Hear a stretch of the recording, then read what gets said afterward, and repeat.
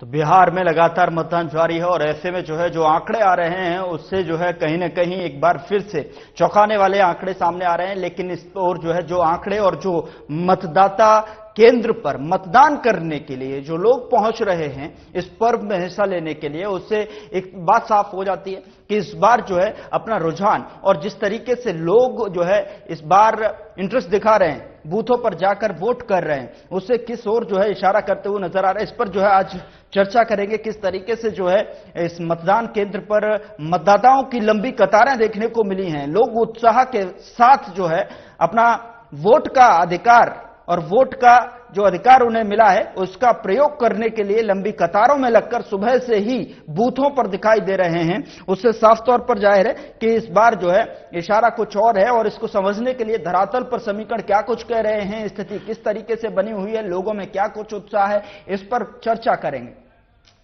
और इस पर चर्चा करने के लिए हमारे ब्यूरो चीफ बिहार से डॉक्टर अंजनी पांडे हमारे साथ जुड़े हुए हैं फोन लाइन पर। चर्चा करते हैं, उनसे जानते हैं कि क्या कुछ स्थिति बनी हुई है धरातल पर, किस बार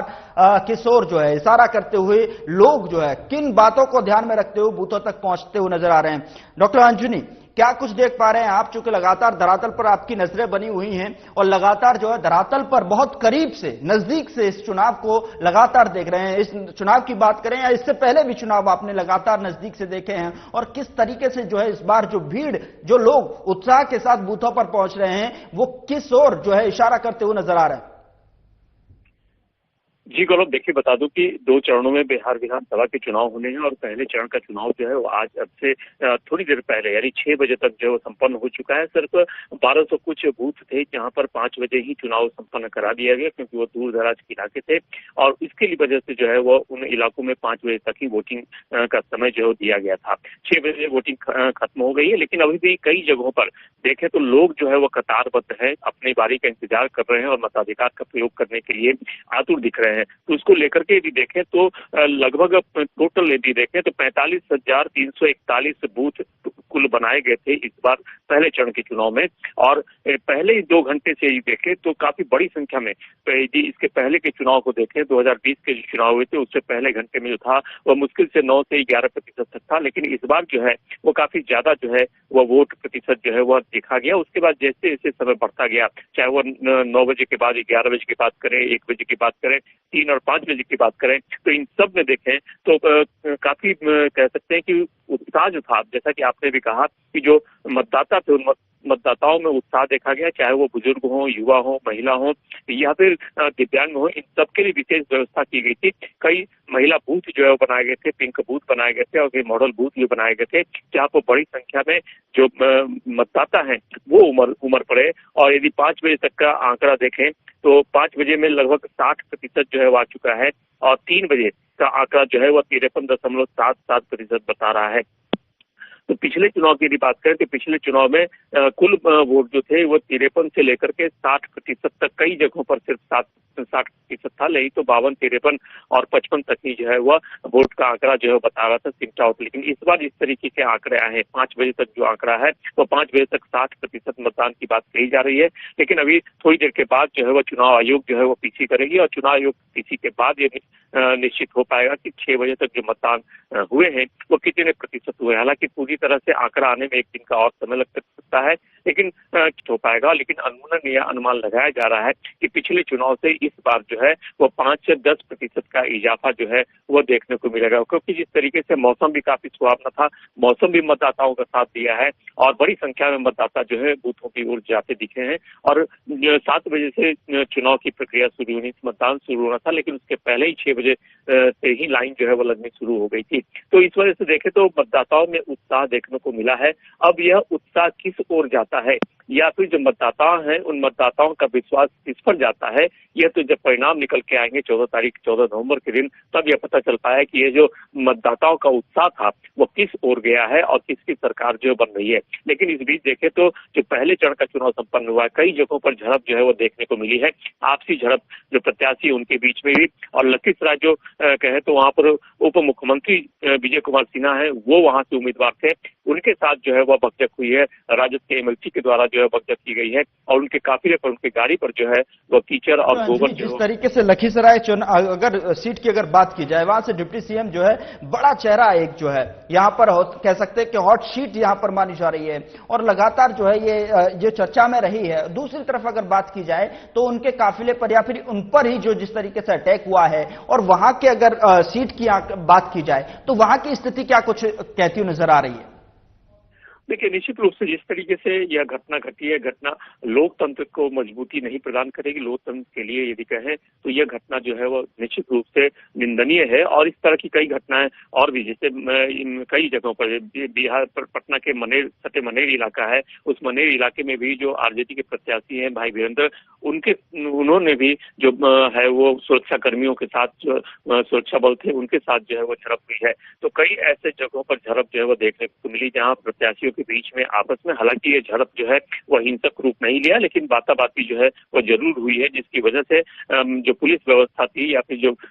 प्रशासन था वहां पर, उसको इंटरफेयर करना पड़ा और जाकर के लोगों के बीच जो है वह शांत कराया गया। क्योंकि लगभग 4.5 लाख जवानों की निगरानी में मतदान हो रहा था और 1500 केंद्रीय बल की, सुरक्षा बल की कंपनियां जो है वह लगाई गई थी। साथ ही साथ एसटीएफ, जिला पुलिस और 20,000 प्रशिक्षित सिपाही और होमगार्ड के जवान समेत 4.5 लाख पुलिसकर्मियों को तैनात किया गया था इस पूरे इलेक्शन को संपन्न कराने के लिए। तो देखें तो कई जगहों पर जो है लोगों ने वोट का बहिष्कार भी किया है। कुमुसी में वोट का बहिष्कार हो, जो कि अगियाओं विधानसभा क्षेत्र है और 175 बूथ संख्या 175 पर मतदाताओं ने जो है वह बहिष्कार किया और कई घंटों के बाद भी यदि देखे तो लगभग 3 ही वोट पड़े थे। हालांकि प्रशासन के द्वारा पर लोगों को समझाने की कोशिश की गई,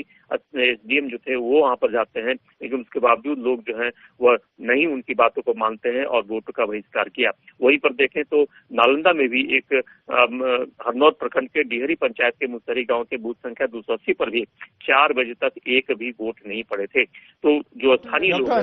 डॉक्टर अंजनी, यहाँ पर अगर डिप्टी सीएम के जिस तरीके से अटैक हुआ उसको लेकर भी यहाँ पर आरजेडी एमएलसी हैं अजय कुमार सिंह, उन्होंने कहा कि देखिए ये जो हमारी गाड़ी रोकी गई, गुंडागर्दी की गई, अब ये इस तरीके से आरोप लगाए जा रहे हैं कि ऐसा कुछ नहीं हुआ है, बौखला गए हैं क्योंकि उन्हें हार का डर सता रहा है। ये स्थिति किस ओर इशारा कर रही है? चूंकि लगातार जो है दूसरी तरफ से सुशासन का जो है हवाला दिया जाता है, दूसरी तरफ से यह कहा जाता है कि देखिए यहां पर जो है बड़े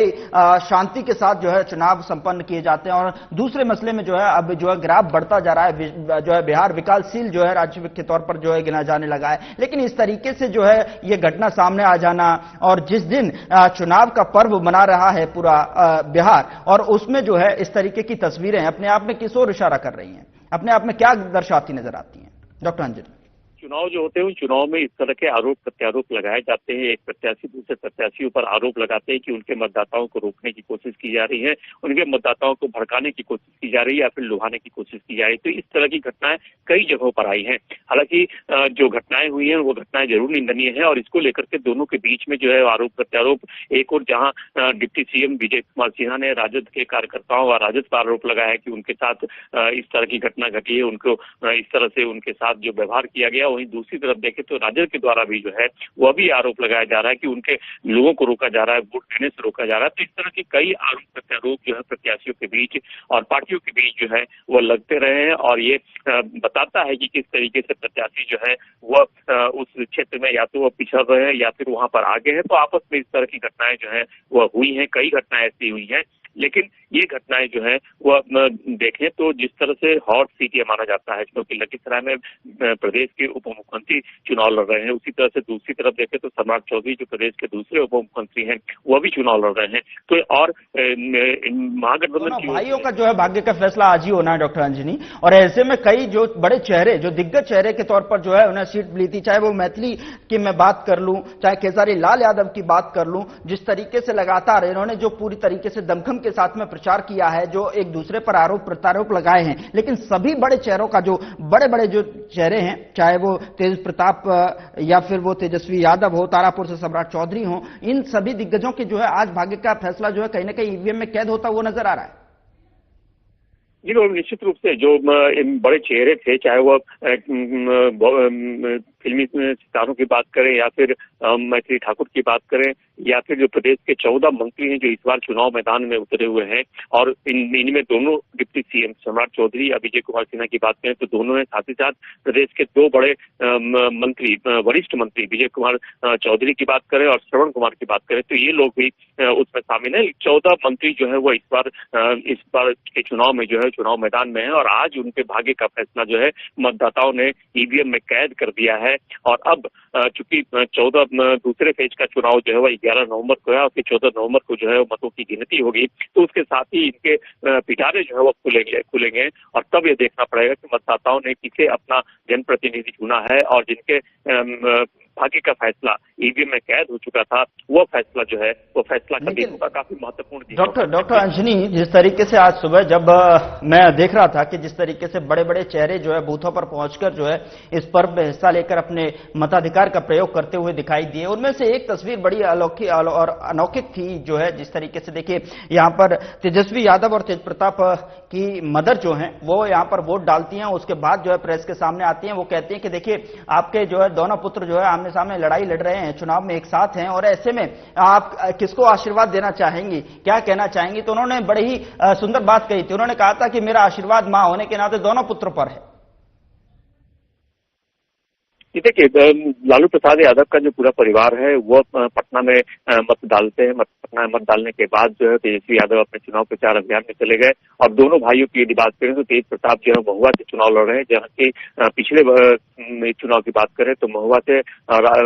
डॉक्टर राकेश रोशन है जो कि राजद के विधायक है, और वर्तमान विधायक के खिलाफ जो है वो तेज प्रताप यादव ने जो है वहां पर देगुल फूका है। और पास का इलाका है राघोपुर, जहां से तेजस्वी प्रसाद यादव जो है वो खड़े हुए हैं, और पिछली बार भी वो राघोपुर सीट से ही चुनाव जीते थे। हालांकि तेज प्रताप की बात करें तो वो समस्तीपुर के हसनपुर से उन्होंने चुनाव लड़ा था, लेकिन इस बार वो सीट छोड़कर यहाँ लड़ रहे हैं। तो दोनों भाइयों की बात करें तो तेज प्रताप यादव का मानना है कि हम जो है वो अब कभी भी आरजेडी में नहीं जाएंगे, या फिर वो अकेले अपना जो है वो पार्टी बना करके चुनाव मैदान में जो है वो उतरे हुए हैं। लेकिन चूंकि तेजस्वी यादव और तेज प्रताप यादव की बात यदि करें तो जो राबड़ी देवी है उन्होंने अपना जरूर यह वक्तव्य दिया है कि दोनों का आशीर्वाद उन पर है, दोनों उनके पुत्र हैं, इसलिए दोनों के जीत का वो चाहती है। लेकिन वहीं दूसरी तरफ देखें तो आरजेडी जो है वह उनके खिलाफ जो है वह खड़े हैं। तो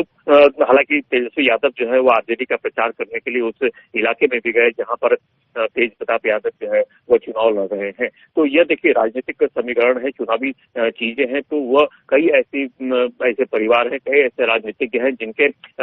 परिवार में ही कई लोग दूसरी पार्टियों से भी चुनाव जो है वो लड़ रहे हैं। तो इस तरह की बातें जो है वह कई यहाँ बिहार विधानसभा चुनाव की बात यदि करें तो इस बार के चुनाव में भी जो है वह देखने को मिल रहा है। आपस में तो नए चेहरे जो है आते रहते हैं जिनकी जो लोगों के बीच में, जनता के बीच में अच्छी पकड़ होती है, लेकिन इस बार जो है जो सबकी नजर टिकी हुई है, या फिर मैं कहूं उनकी विधानसभा सीट पर भी लोगों ने काफी विरोध किया। लोगों ने कहा कि देखिए यहाँ का चेहरा होना चाहिए, हमारे बीच का चेहरा अगर लाते तो बहुत अच्छी बात होती। मैथिली ठाकुर जिनका नाम है वो लगातार जो है कैंपेन करती नजर आई। उन्होंने कई सारे ऐसे जो है इस अपने कैंपेन के माध्यम से जो है कई सारे कोट्स ऐसे किए कि सबसे पहले मैं जो अपनी विधानसभा क्षेत्र का नाम बदल दूंगी। तो ऐसे में मैथिली ठाकुर को किस तरीके से देख रहे हैं वहां की जनता, जो आपने देखा कि किस तरीके से कैंपेन के साथ में उनसे जुड़ी हुई, लेकिन दूसरी तरफ विरोध भी हुआ। अब इस बार जो है उनकी स्थिति किस तरीके की नजर आती है, क्या आकलन है उनके सीट पर, डॉक्टर अंजनी?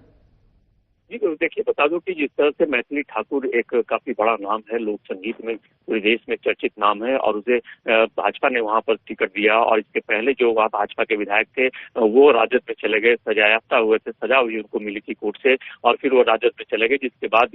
जो है वो मैथिली ठाकुर को वहां पर उतारना पड़ा। लेकिन दूसरी तरफ देखे तो मैथिली ठाकुर जो है निश्चित रूप से उनका विरोध जरूर शुरू में हुआ कि वो बाहरी उम्मीदवार है, और हालांकि मिथिला की बेटी मानी जाती है, मिथिला की बेटी है, लेकिन स्थानीय लोगों ने जो है वह चूंकि कई ऐसे लोग थे, कई जो प्रत्याशी, भावी प्रत्याशी अपने आप को कह रहे थे, उन्होंने सामने आकर के भी मैथिली ठाकुर से अपील की थी कि आप जो है वो अभी आपकी काफी लंबी पारी आपको खेलनी है, मुझे एक दो मतलब मेरा ये अंतिम पाली होगा और आप जो है वो यहाँ से चुनाव से हट जाइए। तो कई ऐसे जो भावी प्रत्याशी थे उन लोगों ने भी उनसे विनती की, लेकिन जो बीजेपी है, बीजेपी ने इन्हें अपना उम्मीदवार बनाया, और काफी कहे तो प्रचार अभियान में भी बड़े बड़े नेता जो है यहाँ से गए हैं और उन्होंने भी, जो मैत्री ठाकुर, उन्होंने भी अपने क्षेत्र में लोगों से जाकर के मिल करके जो है वह अपने तरफ वोट देने के लिए अपील करती नजर आई। कई जगहों पर जो है हालांकि उनका विरोध जरूर हुआ है, लेकिन उसके बावजूद जो है वह मैत्री ठाकुर का मेडिका है, तो उन्होंने लोगों के बीच जाकर के अपनी बातों को रखा है। लेकिन दूसरी तरफ देखें तो वहां पर आईपीएस है, पूर्व आईपीएस है, जो कि उनके विरोध में वहां पर खड़े हैं, तो उनके तरफ भी जो है वह चीजें जो है वह जाती दिख रही है। तो अब देखने वाली बात होगी कि किस तरीके से ये चुनाव के परिणाम जो है वो सामने आते हैं और तब यह पता चल पाएगा कि आखिरकार जो मतदाता है, मतदाताओं ने किसे अपना जनप्रतिनिधि चुना है। और यह पूरी तरह से स्पष्ट 14 नवंबर के बाद ही हो पाएगा कि किस तरीके से मतदाताओं ने जो है वो वोट दिया, क्योंकि वोट प्रतिशत की बात यदि करें तो पिछले चुनाव से इस बार जो है जी। अगर दूसरी तरफ खेसारी लाल की बात की जाए, छपरा से जहां पर सारण जो है लगातार जो है लालू प्रसाद यादव का जहां पर छाप रही है, बड़ा जो है ये हॉट सीट मानी जा रही थी, किस तरीके से जो है यहां पर इनको उतारा गया, उसके बाद जो कैंपेनिंग देखने को मिली, चाहे वो दूसरी तरफ जो है रवि किशन की तरफ से भी उन पर जो है टिप्पा टिप्पणी की गई। हालांकि वो राजनीतिक हालांकि वो एक अपना अलग है राजनीतिक मंच पर जो है इस तरीके की जो है वाद प्रतिवाद चलते रहते हैं, आरोप प्रत्यारोप यहां पर लगते रहते हैं। उसके बावजूद खेसारी लाल की स्थिति किस तरीके से, चूंकि वहां अगर सीट की अगर बात की जाए 60% से मतदान यहां पर रिकॉर्ड किया गया है, तो ऐसे में खेसारी लाल, और दूसरी तरफ सबसे महत्वपूर्ण सवाल यह है कि जिस तरीके से जनता जो है जो मतदान करने के लिए जो बूथों पर पहुंची है, इस बार जो ये बढ़ता हुआ ग्राफ है वो किस ओर इशारा कर रहा है? क्या इस बार बदलाव के संकेत बिहार में दिखाई दे रहे? Doctor Anjan, over to you. जी को देखिए, बता दूं कि जिस तरीके से खेसारी लाल की बात हो या पवन सिंह की बात हो या फिर निरहुआ की बात हो, ये सभी भोजपुरी के बड़े कलाकार हैं और इनका एक कह सकते हैं तो काफी लोग जो है वो इनको मानते हैं, काफी लोगों का इनका जो है वो फॉलोअर्स है इनके। तो दोनों बड़ी हस्तियां हैं, चाहे वो पवन सिंह की बात करें या फिर खेसारी लाल की बात करें। जिस इलाके से खेसारी लाल खड़े हुए वो लालू प्रसाद यादव के वर्चस्व का इलाका माना जाता है और चूंकि लोकप्रियता होती है तो उस लोकप्रियता को भुनाने की कोशिश सभी पार्टियां जो है वो करती हैं। इसी सिलसिले में बीजेपी ने भी पवन सिंह को दिया है, खेसारी लाल यादव को आरजेडी ने दिया है, तो उनकी लोकप्रियता को भुनाने की कोशिश जो है वो की जा रही है। हालांकि कई कंट्रोवर्सी जो है वह भी पवन सिंह के साथ जुड़ी हुई है, खेसारी लाल के साथ भी जुड़ी रही, लेकिन इसके बावजूद लोगों का झुकाव जो है वो इन दोनों जो कलाकार है, दोनों कलाकारों की ओर जो है वह दिखता जरूर दिखा है। अब परिणाम क्या आते हैं ये तो अभी स्पष्ट रूप से नहीं कहा सकता है और मुख्य रूप से जो मतदाता है उन्होंने भी और यहाँ पर जो है वक्तव्य सामने आया, सम्राट चौधरी की तरफ से ये कहते नजर आ रहे हैं, हालांकि अभी इलेक्शन कमीशन की तरफ से जो है बयान आना अभी बाकी है, उनकी प्रेस कॉन्फ्रेंस होना अभी बाकी है, लेकिन सम्राट चौधरी कहते हैं कि शांतिपूर्ण तरीके से मतदान संपन्न हुआ है, जनता ने बहुत अच्छा रुख अपना दिखाया है, लोग जो है बूथों तक पहुंचे हैं और इस बार जो है इस बार है रिकॉर्ड तय जो है यहां पर जीत दर्ज की जाएगी। क्या कहेंगे सम्राट चौधरी के इस बयान पर, डॉक्टर अंजन? देखिए, दावे प्रतिदावे तो दोनों ओर से किए जा रहे हैं। जो भी पार्टियां खड़ी होती हैं, जो भी प्रत्याशी खड़े हैं, सभी का दावा होता है कि मैं जीत रहा हूं, मेरी सरकार जो है बनेगी। तो अब यह तो देखने वाली बात होगी कि आने वाले समय में जो 14 नवंबर को जब मतों की गिनती होगी तो किसकी सरकार बनती है। या तो महागठबंधन की सरकार बनती है जो कई योजनाओं को लेकर के लुभाने की कोशिश की मतदाताओं को, तो वही वर्तमान में जो सरकार है एनडीए सरकार, उसने अपनी योजनाओं को जो अमली जामा पहनाया है या फिर जो नई योजनाएं लाई गई हैं, रोजगार के अवसर दिए गए हैं, इनको करके मैदान में उतरी हुई थी। और अभी देखिए दूसरे चरण का चुनाव जो है वो बाकी है। बिल्कुल डॉक्टर अंजनी पांडे, बहुत बहुत शुक्रिया तमाम जानकारी साझा करने के लिए, हमसे बातचीत करने के लिए। और बिहार में हो रहे मतदान को लेकर जो है बारीकी से जो जिस तरीके से आपने जो है यहां पर चर्चा की और जनता को, हमारे दर्शकों को, व्यूअर्स को बताया कि किस तरीके से जो मतदान संपन्न हुआ है। लेकिन यह देखने वाली बात होगी कि आने वाले समय में आज के मतदान की अगर बात की जाए, पहले चरण में जिस तरीके से मतदान संपन्न हुआ है, वो जनता जो है किन बातों को, किन मुद्दों को ध्यान में रखकर जो है बूथों तक पहुंची और अपने मताधिकार का प्रयोग किया है, देखने वाली बात होगी। फिलहाल बुलेटिन में इतना ही। नमस्कार।